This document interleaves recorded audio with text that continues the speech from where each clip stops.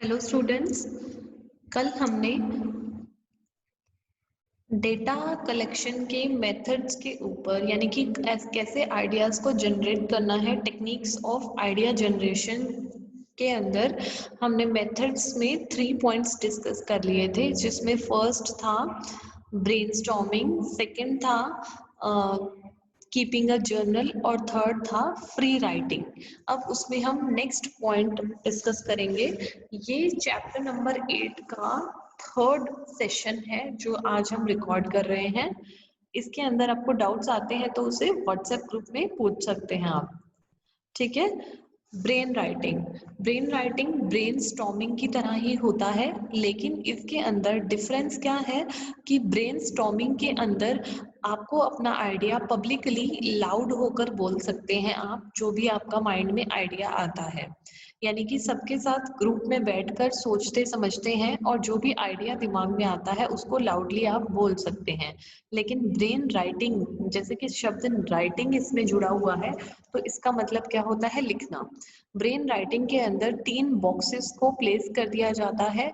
हर participant को ये कहा जाता है कि आप हर बॉक्स के अंदर से एक स्लिप निकालिए और उसमें अपना आइडिया लिखिए और उसको बीच वाले बॉक्स में रख दीजिए।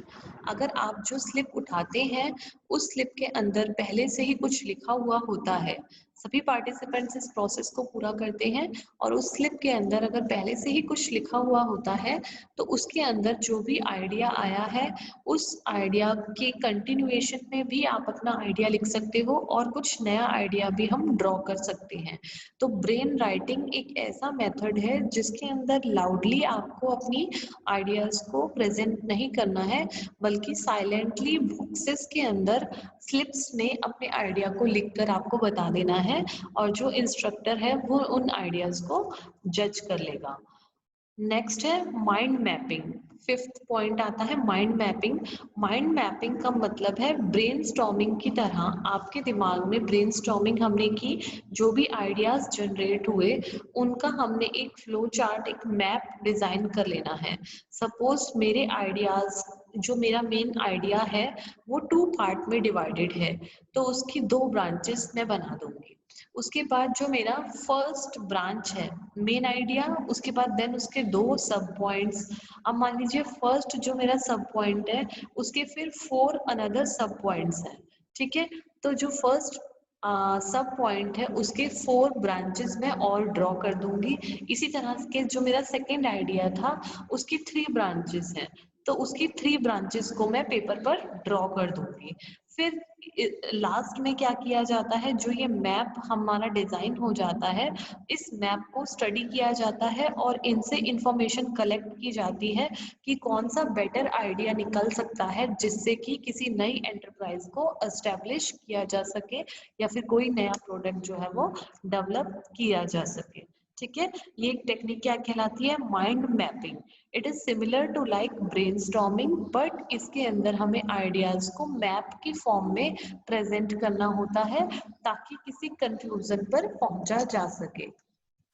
नेक्स्ट आता है स्कैम्पर। स्कैम्पर का मतलब क्या होता है?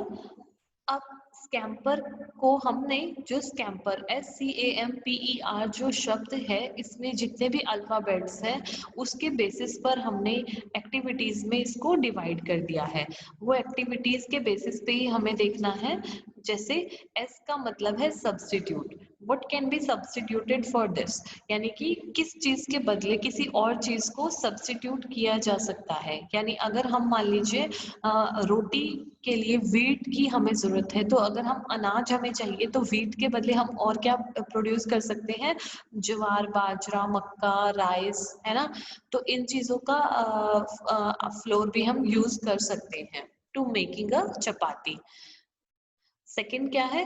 कंबाइन। कंबाइन क्या है? What can be combined with it, यानी किस चीज को जोड़ा जा सकता है। सपोज व्हीट फ्लोर के साथ अगर हम मक्के का आटा मिक्स कर सकते हैं, यानी कि किस चीज को किस चीज के साथ कंबाइंड किया जा सकता है। सी का मतलब होता है कंबाइन। ए का मतलब है अडेप्ट, कि अडॉप्ट करना, कि इसको किस तरीके से अडेप्ट किया जा सकता है, इसको ऐसे ही अडेप्ट किया जाएगा या इसमें हमें कुछ चेंजेस लाने पड़ेंगे। एम का मतलब है मॉडिफाई, कि कौन सा प्रोडक्ट, जो हम ऑलरेडी कोई प्रोडक्ट बना रहे हैं या किसी नए प्रोडक्ट को बनाना है, उसके कोई कैरेक्टरिस्टिक्स में कोई चेंज। मॉडिफाई का मतलब है चेंज, यानी कि जो ऑलरेडी प्रोडक्ट डिजाइन है या जो ऑलरेडी एक्टिविटी हो रही है उसको चेंज, किस एक्टिविटी को चेंज करना है, उसकी जगह कौन सी नई एक्टिविटी हम शामिल कर सकते हैं।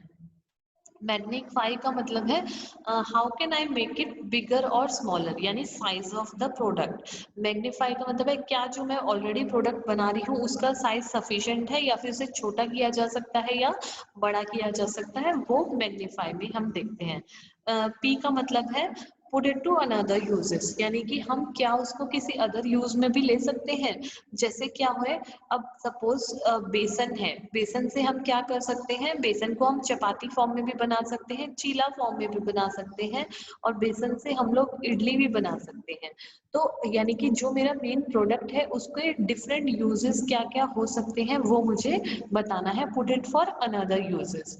ई का मतलब है इलिमिनेट, यानी हटाना। व्हाट कैन बी इलिमिनेटेड, यानी कौन सा ऐसा प्रोडक्ट है या कौन सा ऐसा एट्रीब्यूट या विशेषता है जिसको हटाया जा सकता है, जो कि एक्स्ट्रा है या फिर जिससे हमें बेनिफिट नहीं हो रहा है। ठीक है, तो एस का मतलब है सब्स्टिट्यूट, सी का मतलब है कंबाइन, एम का मतलब है मॉडिफाई, फिर नेक्स्ट हमारा, फिर नेक्स्ट एम का मतलब है मैग्नीफाई, यानी साइज में छोटा या बड़ा। पी का मतलब है पुट टू अनदर यूजेस। ई का मतलब है एलिमिनेट, ठीक है, किस तरीके से एलिमिनेट किया जा सकता है।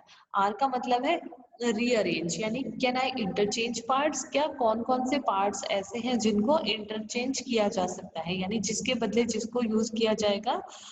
ठीक है, फिर रिवर्स है, आर का मतलब can I do the reverse, या ठीक है, रिवर्स, क्या मैं उस प्रोसेस को बैक कर सकता हूँ, या फिर कोई आइडिया जो मुझे पसंद नहीं आ रहा, क्या उस पर हम बैक होके किसी चीज में चेंज कर सकते हैं।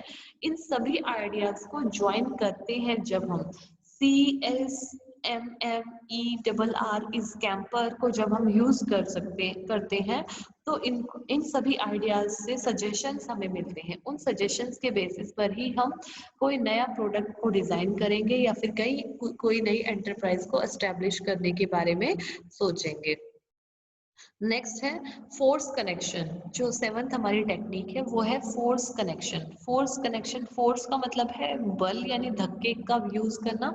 फोर्स कनेक्शन का क्या मतलब है, इट, अब वो कहते हैं कि ब्रेनस्टॉर्मिंग के ऊपर इसको हम यूज करते हैं, एक as a part of a brainstorming technique की तरह हम उसको यूज करते हैं।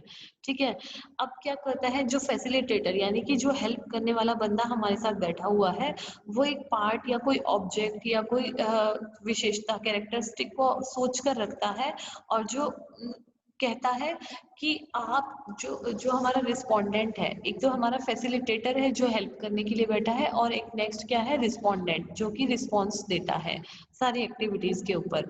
तो वो क्या करता है, उसे एक प्रॉब्लम देता है और उससे उस प्रॉब्लम का बार बार सोल्यूशन पूछता है कि क्या इस प्रॉब्लम से तुम्हें क्या समझ में आता है, इस प्रॉब्लम को तुम्हें सॉल्व करने का क्या तरीका समझ में आता है। ठीक है, इसमें क्या है कि दो और या दो से अधिक एक्टिविटीज को एक साथ कनेक्ट किया जाता है, या फिर दो या दो से अधिक प्रॉब्लम्स को एक साथ सॉल्व करने की कोशिश की जाती है। डिफरेंट आइडियाज और कॉन्सेप्ट्स को एक साथ लाकर ये देखा जाता है कि किस तरीके से डिफरेंट आइडियाज और कॉन्सेप्ट्स जो हैं वो एक दूसरे से रिलेटेड हैं, और उन्हें किस तरीके से और अधिक रिलेट किया जा सकता है। ठीक है, फर्स्ट स्टेप क्या आता है, सबसे पहले हमें एक ऐसी अनरिलेटेड ऑब्जेक्ट को, ऐसी अनरिलेटेड चीज को सेलेक्ट करना है जिसको हमें अपने फर्स्ट आइडिया से जोड़ना, जिसको हम चाहते हैं। ये काम कौन करेगा, फैसिलिटेटर, यानी उसे एक ऐसा ऑब्जेक्ट ढूंढना है जिसको हम अपनी फर्स्ट चीज के साथ कंबाइन कर सकते हैं। जैसे कि सबसे पहले हमारा इस एग्जांपल में हम क्या ले रहे हैं कि हमें सपोज हमारे पास एक चेयर है, जिसमें हमें ये देखना है कि चेयर के कौन कौन से एट्रीब्यूट्स हैं जिसको हम चेंज कर सकते हैं, मॉडिफाई कर सकते हैं।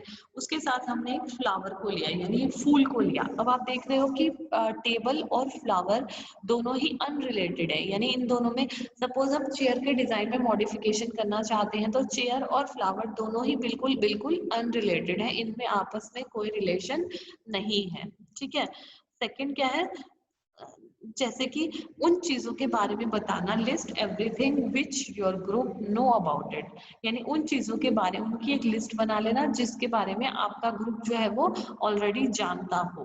ठीक है। अब चेयर के बारे में जो जो चीजें हैं, जो जो चीजें हमारा ग्रुप जानता है, उनकी हम एक लिस्ट बना लेंगे।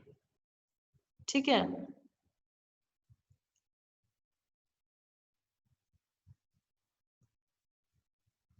व्हाट, व्हेन, वेयर, यानी कहाँ से आपने वो चेयर खरीदी, किस तरीके से उस चेयर को बनाने का आइडिया कैसे आया, ये सारी चीजें आपको बनाना है। उसके बाद आपको क्या करना है, जैसे कि हमने सेकंड स्टेप में हमने देख लिया, जैसे कि जिस चेयर पर वो बैठे हैं उस चेयर के बारे में उन्हें हर चीज जो भी उन्हें पता है वो बताना। थर्ड स्टेप में क्या करेंगे हम,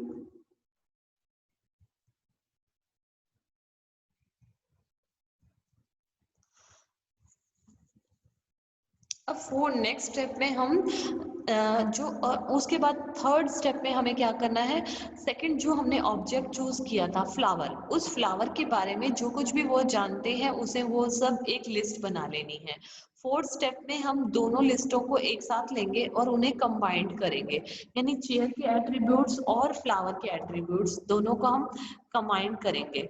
जैसे कि जैसे कि पार्टिसिपेंट्स को ये कहा जाएगा फोर्सफुली कि आप कंबाइन कीजिए फ्लावर और टेबल के एट्रीब्यूट्स को आपस में एक साथ। ठीक है। कंबाइन करेंगे यानी कि उन दोनों में क्या सिमिलैरिटी और क्या डिसिमिलैरिटी है, इन दोनों के बेसिस को जब वो कंबाइन करते हैं, सपोज क्या डिसीजन निकल कर आ सकता है कि चेयर के ऊपर जो बैक है उस पे फ्लावर का डिजाइन बना दिया जाए, जो चेयर के हिंजेस हैं यानी जो उसके पैर हैं या जो आर्म रेस्ट है उनको फ्लावर की तरह टिल्ट कर दिया जाए। तो ये हमारा न्यू आइडिया निकल कर आया जिसके बेसिस पर हम अपनी चेयर के डिजाइन में क्या कर सकते हैं, मॉडिफिकेशन। तो फर्स्ट स्टेप में हमने क्या किया, इस वाले मेथड में हमने क्या किया, दो अनरिलेटेड चीजों को या दो अनरिलेटेड ऑब्जेक्ट्स को हमने एक साथ कंबाइन करना है और उनसे हमें किसी कंक्लूजन पर पहुंचना है। तो जैसे टेबल और फ्लावर हमने दो अलग अलग ऑब्जेक्ट लिए जिनका आपस में कोई संबंध नहीं है, तो हमने ये देखा कि टेबल के क्या क्या एट्रीब्यूट्स हैं और हमारे पार्टिसिपेंट्स उसके बारे में क्या क्या जानते हैं।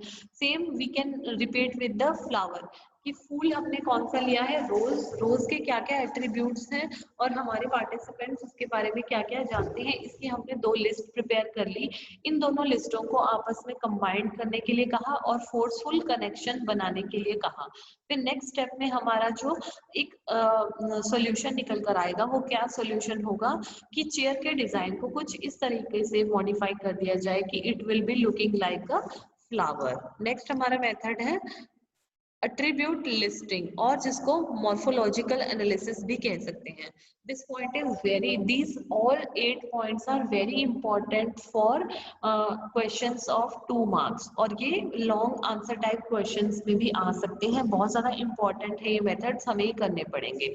एट्रीब्यूट लिस्टिंग, ठीक है।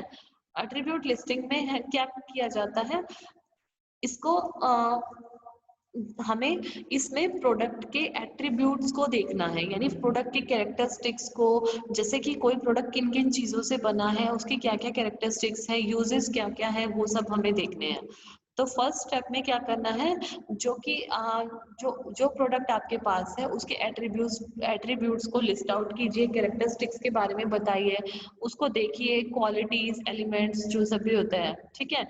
सेकेंड स्टेप में क्या करना है, जो भी हमने एट्रीब्यूट्स निकाले हैं उनके बेसिस पर हमें एक टेबल को ड्रॉ करना है, और जो एट्रीब्यूट्स हैं, सपोज उसकी कलर, उसका साइज, उसका कलर, साइज, उसका पेंट, उसका टेक्सचर क्या है, या कौन सा स्टफ की वो बनी है, वुडन की है, उसके बाद आपकी कैनवस उस पर यूज हुआ है, जो भी हमने एट्रीब्यूट्स निकाले हैं उनको टेबल हेडिंग्स के रूप में, आप कॉलम हेडिंग्स के रूप में हमें लिखना है।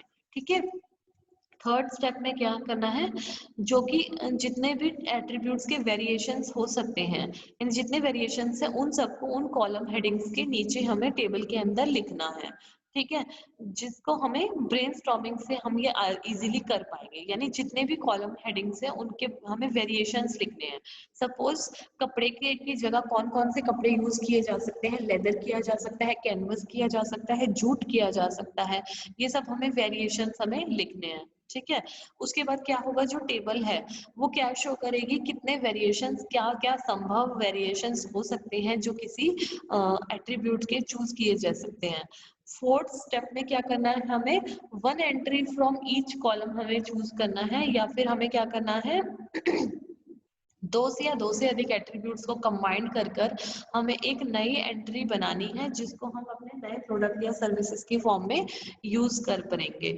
इंटरेस्टिंग कॉम्बिनेशन हमें बनाने हैं जिससे किसी नए प्रोडक्ट को डेवलप किया जा सके। फिफ्थ स्टेप में क्या करना है, इवेल्युएट और एलिमिनेट करना है जो भी एक्स्ट्रा एट्रीब्यूट्स हैं या जिनको हमें यूज नहीं करना है, उनको हमें एलिमिनेट करना है, हटा देना है, ताकि जो हमारे बेनिफिशियल वाले जो हमारे एट्रीब्यूट्स हैं जिनके बेसिस पर हम एक नया प्रोडक्ट बना रहे हैं, उनको हम आसानी से यूज कर सकें।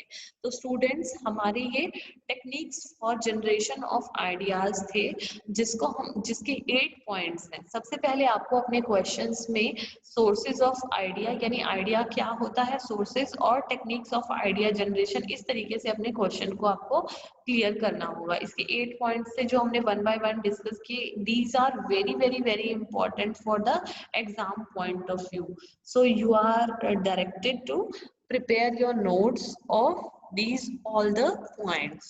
Next topic we will cover in the next session.